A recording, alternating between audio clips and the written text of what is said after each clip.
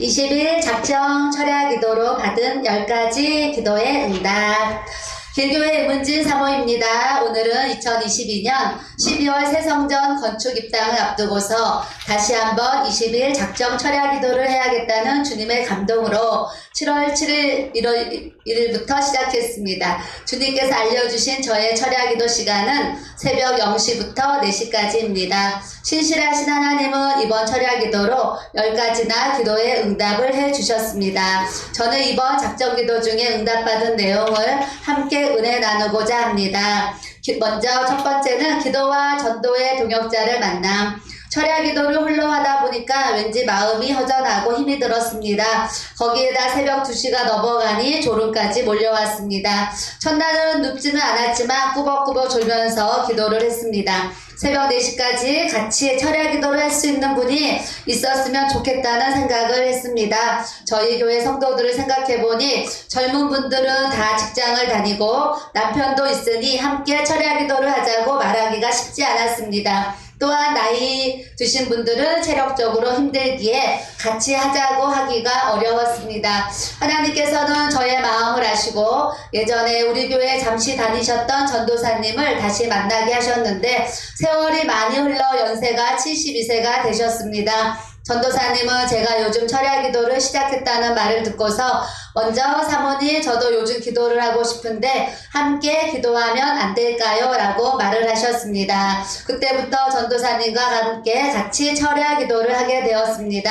전도사님은 기도하시면서 이제 남은 인생 길교회에서 함께 전도하시면서 사시겠다고 하시고 저희 교회에 등록하셨습니다. 성경에 나오는 안나처럼 남은 생에 성전에서 살면서 기도하고 전도하면서 사는 것이 소원이라고 하셨습니다. 그때부터 매일 철야 기도와 전도를 하고 계시는데 하나님께서 전도에 많은 열매들을 주고 계십니다. 만남의 복을 주신 주님을 찬양합니다. 두 번째는 목사님 친구분 예수 영접. 우리 목사님 중고등학교 친구분이 있습니다. 그런데 서로 살기 바쁘다 보니 20에서 30년 동안 얼굴 한번 못 보고 살았습니다. 어느 날 우연히 연락이 되어서 다시 만나게 되었고 그 친구분은 교회 건물과 가까운 곳에 사무실을 갖고 개인 사업을 하고 있었기에 목사님께서 전도하려고 오고 가며 밥도 같이 먹고 만남을 갖고 있었습니다. 그런데 오랜 세상 속에 물든 삶으로 인해 전도가 잘 안 되는지 하루는 목사님이 집에 데리고 와서 내가 그 친구 전도하려 하는데 그의 마음이 굳어져서 예수님을 믿을지 고민이 된다고 하셨습니다. 그 말을 듣고 언제 기회가 되면 내가 전도를 해볼까 하는 생각을 했었습니다. 성령님이 상황에 맞게 역사를 하십니다. 어느 날 친구분이 저희 사택을 지나가는 중에 우리 목사님에게 점심을 먹자고 전화를 했습니다. 목사님은 우리 집에 와서 차 한잔 먹자고 했고 그 친구분이 저희 사택에 오셨습니다. 저는 친구분께 차를 대접하면서 전도의 기회를 엿보고 있었습니다. 갑자기 친구분께서 저에게 3살 때의 일을 기억하냐고 물었습니다. 저는 아니요 라고 대답을 했습니다. 그러더니 친구분은 자신이 3살 때의 일을 기억한다면서 말을 하셨습니다. 그러면서 기절해서 자기 몸에서 영이 이탈했던 사건을 말하기 시작했습니다. 저는 3살 때 동네 골목에서 조금 나이 먹은 형들과 삽을 가지고 놀다가 삽이 돌에 걸리면서 제가 뒤로 넘어갔고 돌뿌리에 머리를 부딪히면서 혼절을 했습니다. 그 순간 저의 몸에서 영혼이 빠져나왔습니다. 그러면서 새로운 상황이 전개되었습니다. 저는 운동장을 걸어가고 있었는데 갑자기 제 눈앞에 귀신이 날아오더니 자신의 앞에 섰습니다. 그리고 그 귀신이 팔을 양쪽으로 벌리자 그 팔이 쭉 늘어나더니 죽은 사람들이 귀신의 팔에 엎이기 시작했습니다. 귀신은 죽어서 자기 팔에 얹힌 자들과 함께 다시 날아갔습니다. 저는 집으로 돌아왔는데 그곳에 저의 육신의 몸이 누워있는 모습을 보고 놀랐습니다. 그러면서 자기가 기절해서 자는 모습에 가족과 이웃이 모여있는 것도 보였습니다. 그때 잠자고 있는 그 몸 안에 영혼이 순식간에 겹치면서 저는 일어났습니다 라고 말을 하셨습니다. 저는 친구분과 대화를 하면서 이것이 기회라고 생각을 해서 전도를 했습니다. 사람은 하나님의 형상으로 창조되어져 영이 있고 육이 있는데 인간은 죄로 인하여 하나님을 떠난 것을 증거했습니다. 그리고 복음을 전하니 친구분이 진지하게 듣더니 눈물을 글썽이면서 들으셨습니다. 그러면서 친구분께서 어떻게 하면 구원을 받을 수 있습니까? 라고 물어봐서 제가 예수님을 영접해야 한다고 말을 하고 성경을 놓고 그분의 손을 올리고 영접 기도를 했습니다. 기도 후에 보니 눈물을 계속 흘리고 있었습니다. 자꾸 눈물이 난다며 휴지로 눈물을 계속 닦았습니다. 예수님을 진심으로 영접했습니다. 길교회 성전이 건축되면 우리 교회로 나오겠다고 먼저 얘기해 주셔서 하나님께 감사 영광 돌렸습니다. 세 번째, 부동산 매도 응답. 제가 철야 기도를 했던 가장 큰 이유가 하나님의 성전 건축 때문이었습니다. 건축을 빚없이 잘 짓기를 원했습니다. 그런데 설계 변경과 러시아와 우크라이나 전쟁으로 인한 물가 폭등으로 인해 건축자재 값까지 급등했습니다. 그래서 건축 자금이 부족해져서 2021년 말부터 부동산을 내놓았는데 30명이 넘게 집을 보고 갔는데 아무도 계약을 안 했습니다. 그도 그럴 것이 경기가 급냉하고 부동산도 엄청나게 얼어붙고 있었기 때문입니다. 작전 기도를 시작 후 며칠이 지나자 부동산에서 전화가 왔습니다. 한 분이 집에 와서 꼼꼼히 집을 살펴보는데 저는 제 마음속에 20일 철야 기도 중에 오신 분이니까 하나님이 보내주셨나 생각을 했습니다. 그분이 보고 나서 집이 마음에 든다고 바로 계약금을 지불하겠다고 했습니다. 저희 교회는 건축비가 땅값까지 120억 공사를 하고 있는데 이로써 빚 없이 건축하게 된 것입니다. 한국 교회에 100억이 넘는 교회 건물을 짓는데 빚 없이 세우는 교회를 아마도 찾기 힘들 것입니다.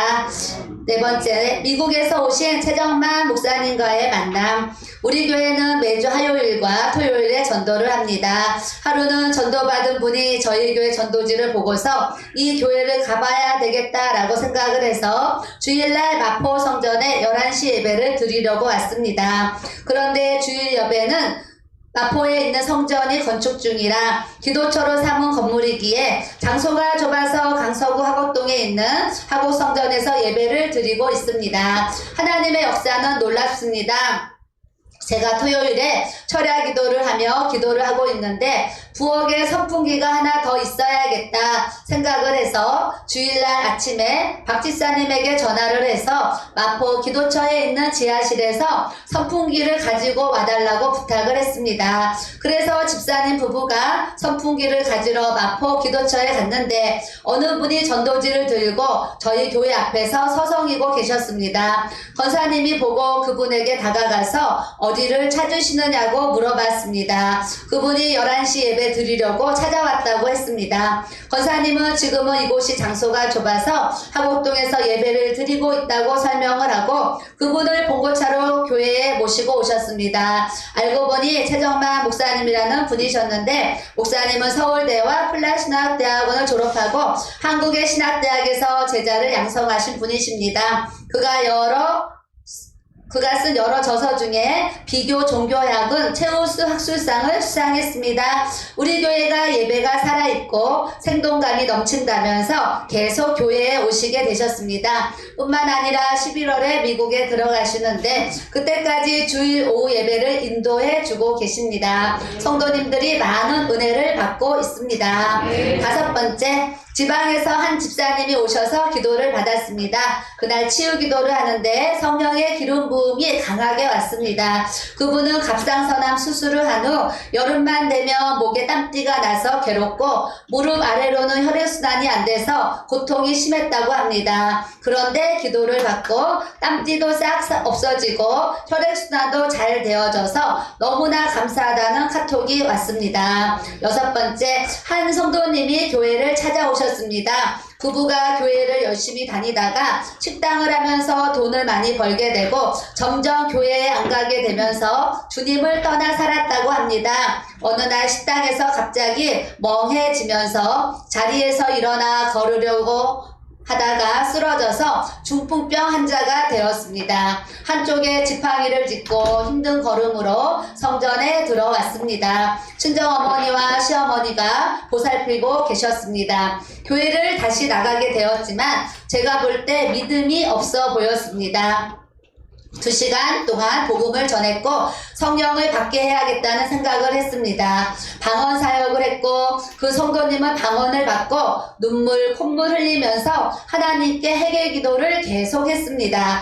3일 동안 와서 기도를 받았는데 발걸음이 가벼워지고 손에 힘이 들어간다고 하시며 좋아하셨습니다. 병원에 재활 치료 받으러 입원하신다고 하셔서 마스크를 쓰고 있으니까 사람들 신경 쓰지 마시고 예수의 피 계속 기도하면서 치료받으라고 했습니다. 약의 효과를 주시는 분도 하나님이시고 의사의 손길로 치료를 받게 하시는 것도 하나님이라고 알려드렸습니다. 성령을 받지 못한 분이 이렇게 거듭나는 모습을 보면서 얼마나 기쁜지 모릅니다. 한 집사님이 7번째 한 집사님이 오셔서 발이 너무 시려서 고통이라고 하셨습니다. 한번 기도를 했는데 치유를 받았다고 얘기해 주셨습니다. 8번째 남자 성도님이 오셔서 방언을 받고 싶다고 하셨습니다.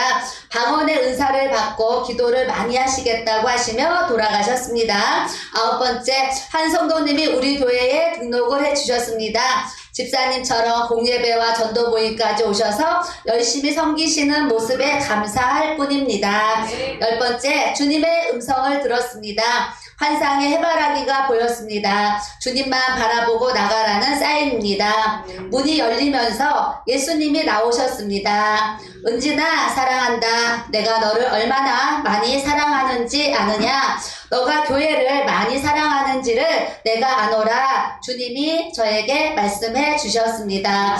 우리 주님은 우리의 형편과 사정을 다 아십니다. 뿐만 아니라 하나님의 때에 아름답게 열매를 맺어 주십니다. 저의 간증을 듣는 모든 분들이 문제를 바라보지 마시고 문제 너머에 하나님의 의도하심을 바라보면서 기도의 자리에서 기도의 응답이 있기까지 쉬지 말고 기도하라 하신 주님의 말씀을 순종하며 살아가시길 주님의 이름으로 축복합니다. 마지막으로 얼마 전에 제가 환상을 보았습니다. 땅굴을 파면서 가고 있는 모습이 보였습니다. 주님은 지금 6개월 전도를 하는 그것이 바로 이것이라고 말씀하시면서 하나님께서 앞으로 준비된 많은 영혼들을 우리 교회에 보내주실 것을 말씀해 주셨습니다.